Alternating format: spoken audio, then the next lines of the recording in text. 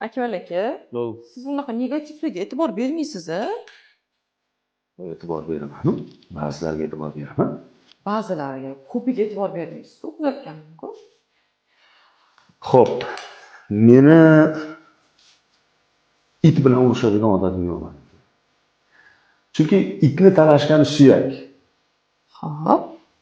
Men suyak yemayman. Va masalaning ikkinchi tomoni bor. Xo'sh. Xudo ko'rsatmasin, it meni yengib qo'ysa, itga yengilgan bo'ladi.